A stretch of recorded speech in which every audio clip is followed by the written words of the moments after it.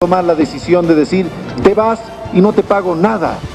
Puesto momento de preguntas de los diputados interpelantes fue un acto de aplauso, de complacencia, de respaldo y de ratificación de todo lo que los ministros habían dicho, y las preguntas que hizo uno de los interpelantes eran más a Carlos Mesa que a los ministros interpelados.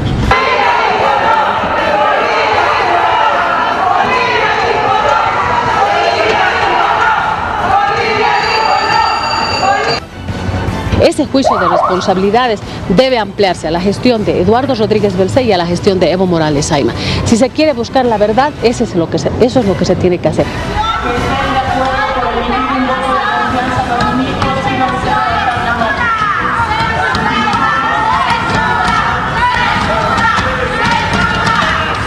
Apenas se conocía este delito que se ha cometido, no correspondía un proceso administrativo, sino correspondía un proceso penal por infidencia. Bueno, el tema es Quiborax, Salar de Uyuni. Esta noche vamos a tener las dos campanas. Primero una, después la otra. No es un debate, son dos entrevistas individuales. En el primer caso, un exministro de Carlos Mesa, Gustavo Pedraza. Gustavo, ¿cómo está? Buenas noches. Buenas noches, un gusto como siempre, Jimena. ¿Cómo le va? Bueno, el caso no es tan sencillo como para que lo entienda todo el mundo, pero ya comienza la gente a preguntarse si corresponde o no corresponde un juicio al expresidente Carlos Mesa. ¿Corresponde, Gustavo? ¿Cuál es su respuesta? No corresponde, se ha demostrado de la manera más, diríamos, más clara, más contundente, cuáles son las razones, digamos, por las que se recupera el salar, porque hay que dividir este tema en dos partes, Jimena. Es un tema muy complejo, muy largo, ¿no? Mire, usted lleva como 14 años hasta ahora. Si la primera parte que le toca al gobierno de Carlos Mesa tiene que ver con la recuperación del Salar de Uyuni, es decir, con la recuperación y la expulsión de una empresa que le había hecho fraude al Estado, ¿no? La segunda parte tiene que ver con la defensa de esa decisión del Estado boliviano, porque Carlos Mesa actúa a nombre del Estado. O sea, el Estado boliviano es administrado por distintos gobiernos. Entonces, cuando asiste a tribunales internacionales, Bolivia asiste como Estado, no como gobierno, sino como Estado. Entonces, la segunda parte es donde se ve con mucha claridad cuáles han sido las razones. Es decir, el sentido común se empieza por rechazar un pago de 3 millones y se termina pagando 42. O sea, el sentido común, ¿qué nos hace inferir? Que el Estado tiene siempre que tratar de ahorrar, de pagar menos, pero en este caso ha sido a la inversa. Segunda premisa, una empresa como la que se expulsó, totalmente fraudulenta, no tenía derecho a entrar a un tribunal arbitral, simplemente porque no tenía mayoría accionaria de Chile, de la inversión chilena. Esto está confesado por el principal autor de la falsificación de un documento. Entonces, si hay confesión, si hay sentencia, ¿por qué esta empresa fraudulenta continúa un proceso que dura 10 años y finalmente acaba llevándose 42 millones de dólares? Entonces, ahí esas preguntas son las que tienen que ser respondidas, y creo yo que tienen que ser respondidas con el rigor, con la objetividad y en el marco de nuestra normativa, ¿no? Ahora, un tema en el que se insiste mucho es en que el gobierno de Carlos Mesa emite un decreto y desoye su propio decreto, es decir, que dice que tiene que hacer auditorías y no las hace. ¿Qué pasó con eso? En realidad es una ley, ¿no? El gobierno de Carlos Mesa promueve una ley el 9 de diciembre del 2003. Esa ley recupera el salar, eso manifiesta, y a la vez en su artículo 3 manda a hacer auditorías al Poder Ejecutivo en el plazo de 60 días. Esas auditorías se hacen, no todas, pero el mismo gobierno boliviano en la defensa que hace el proceso arbitral dice que se hacen las auditorías. Eso está en los distintos párrafos. Si no se concluye la totalidad. ¿Cuántas se hicieron? 7 se tenían que hacer, ¿no? Claro, se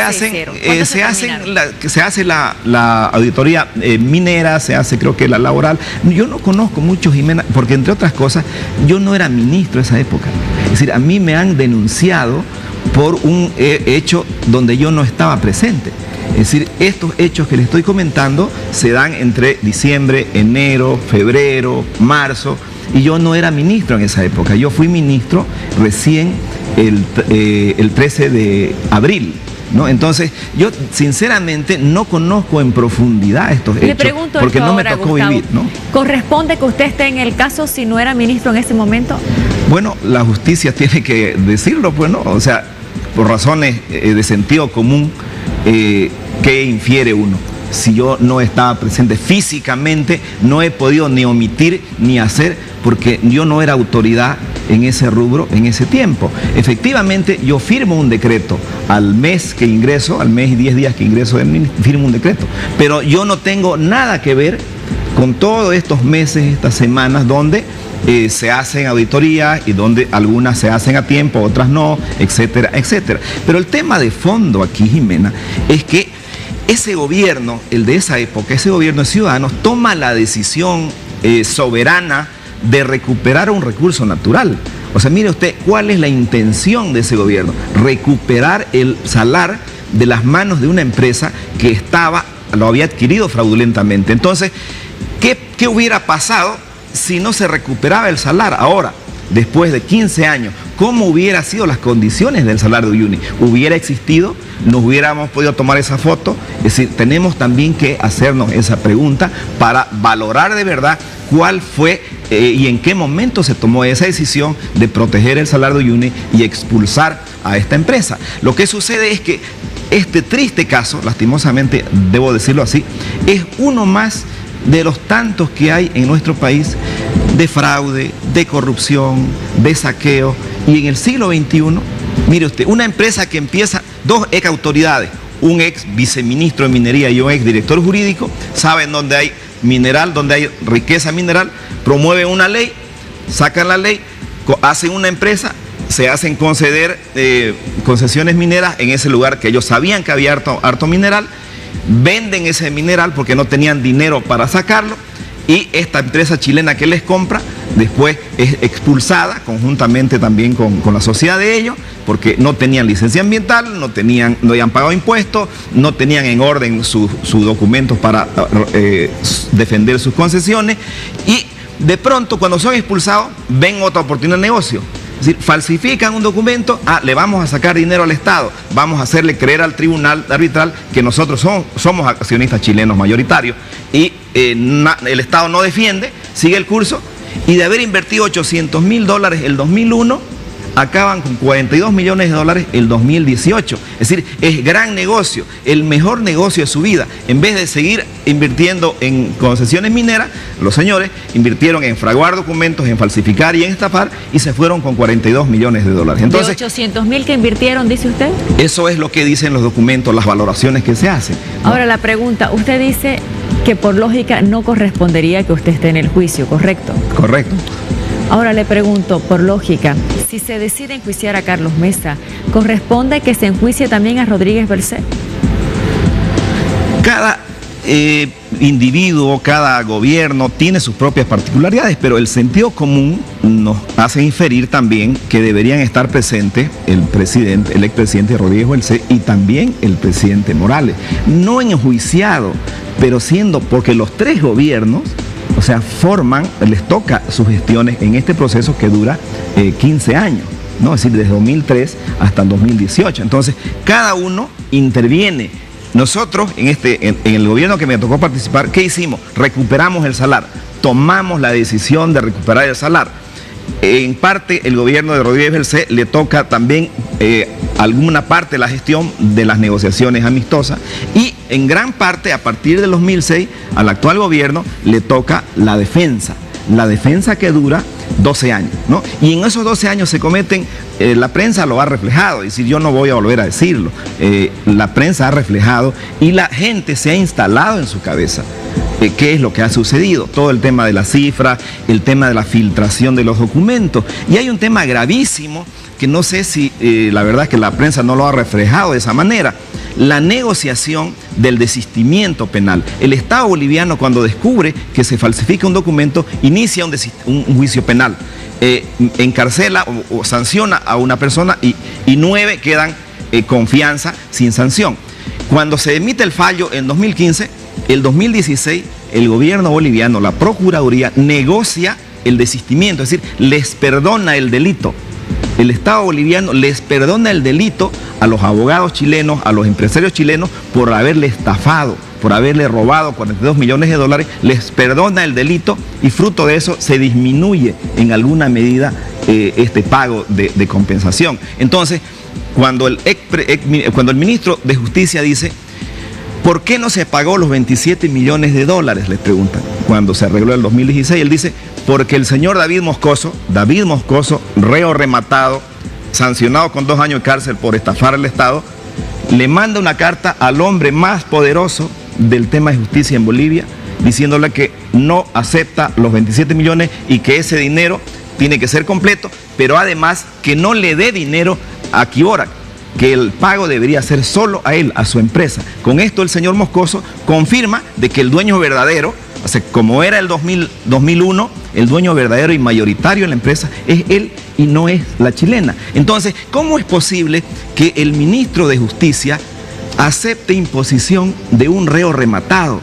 O sea, ¿cómo es posible que los 21 millones de dólares que hubiera podido ahorrarse en el 2016 lo define un reo rematado que le había estafado al Estado boliviano? ¿Y cómo es posible que este ministro enjuicie a un expresidente y a un vocero de la causa marítima por haber recuperado la soberanía sobre el salario y es decir, mire usted la contradicción, acepta imposición de reo rematado que le estafa al Estado y enjuicia a un expresidente que actúa como vocero de la causa marítima actualmente? Ahora, quiero que me haga un comentario, por favor, sobre otra cosa que se viene hablando en este caso, y tiene que ver con todo lo que habría gastado el gobierno en abogados, en estudios jurídicos de fama mundial y de precios también muy altos. ¿Qué puede comentar sobre eso? Todas las nacionalizaciones, porque esta es una nacionalización, es la primera nacionalización del siglo XXI que hace el Estado boliviano, la del Salario Uyuni, la expulsión de esta empresa, tienen siempre compensaciones económicas y en gran medida se van a procesos arbitrales, a negociaciones como lo que se están yendo, y siempre se requiere asistencia jurídica. No, yo creo que los estados no tienen por qué encogerse, yo creo que tienen que invertir para hacer buenas defensas, pero concibo de que eso tiene que ser transparente. Todos los ciudadanos tienen que saber cuánto se está gastando en la defensa judicial del Estado. ¿Pero todo eso estaba en el SICOES?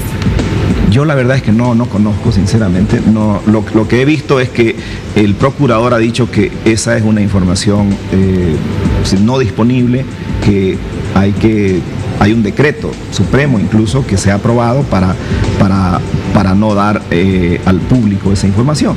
Yo creo que debiera darse al público, o sea, porque finalmente es dinero público. Algo que uno recuerda es que el gobierno de Evo Morales anuló los gastos reservados, es decir, dio a entender de que hay una voluntad de transparencia. Entonces sería incoherente, pues, Gustavo, que un gobierno que buscó la transparencia, hoy día que hay una parte que no se puede transparentar.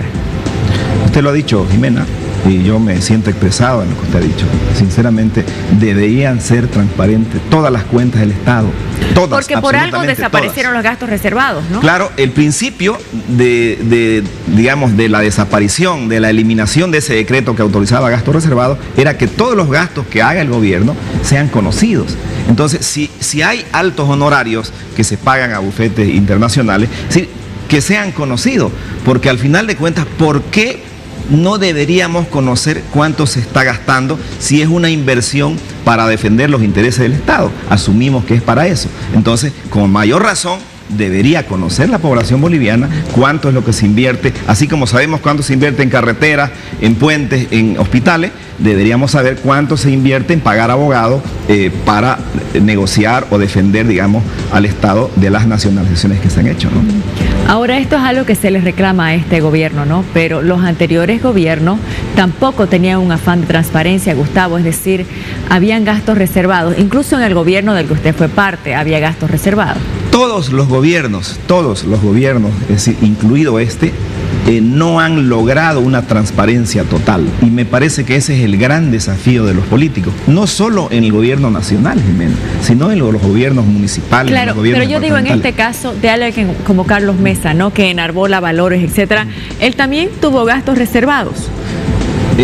Yo creo que en todos los periodos de gobierno, o sea, en todos los periodos de gobierno han habido gastos reservados. Y actualmente... Permítame, ¿y debiera seguir habiendo gastos reservados o desaparecer en los gobiernos que vengan? Yo no creo que sí, yo no creo. Pese a que el actual gobierno derogó el decreto o la norma que autorizaba gastos reservados, me parece que siga, porque ¿qué es gasto reservado? Es gastar sin rendir cuenta, eso es. Entonces, en este gobierno hay gastos que no se están rindiendo cuenta de una manera transparente ante la sociedad boliviana. Por ejemplo, lo que usted acaba de decir, Jimena, ¿no? O sea, lo que usted ha dicho. Los juicios, la defensa del Estado. Claro, el costo de la defensa. Hay un decreto que define, creo, estos gastos como información reservada. Entonces, ¿se sabe hasta el momento cuánto es lo que ha pagado Bolivia por todas las nacionalizaciones? Yo no conozco, la verdad, no conozco. Por las nacionalizaciones, por información de prensa, estamos hablando de 820 millones de dólares, es lo que conozco. 820 Eso, millones indemnizaciones, no estamos hablando de costos de abogados en cada juicio. Lo que hemos visto en la publicación es que se ha pagado eso por las compensaciones económicas a todas las empresas, y los gastos de litigio de las negociaciones creo que no están ahí, o sea, no se conocen. Lo correcto sería que todo eso que se ha invertido se ponga también a consideración, a disposición de la sociedad boliviana, porque no hay nada de esconder, o sea, nadie se ha llevado dinero, se les ha pagado a los abogados. Hay abogados que son muy caros sus honorarios. Es normal en estos negocios internacionales, así pero también se podría decir, si no le pago 10 millones a estos abogados, voy a terminar pagado 500 millones al que me está demandando, ¿no? Puede ser una suposición. Como en todo el mercado laboral, como en todo el mercado de bienes y servicios, Jimena, hay precios baratos y hay precios caros. Es decir, hay profesionales que tienen honorarios caros, y esos son de los que tienen fama, los que son con buena reputación, etcétera. Entonces, Bolivia ha acudido a bufetes internacionales con buena reputación, efectivos, que de verdad hayan dado resultados. En el caso de Quiborac, por ejemplo, se contrataron 3 bufetes.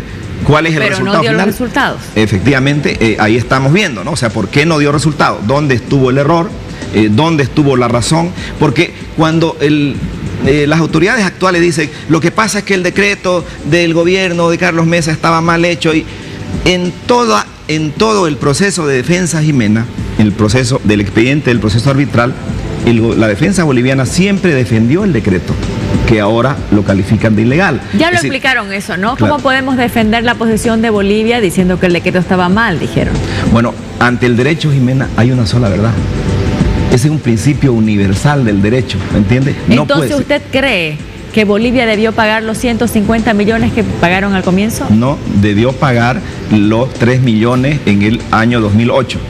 Bolivia debió pagar esos 3 millones y ahorrarnos 39 millones más los gastos de honorarios que seguramente han habido, que suman como 1,5 millones. Gracias por haber estado con nosotros. Buenas noches. Gustavo Pedraza. Y nosotros tenemos que ir a la otra parte de la historia. Por eso es que quiero saludar en este momento al procurador, a don Pablo Menacho, que ya está en nuestro estudio.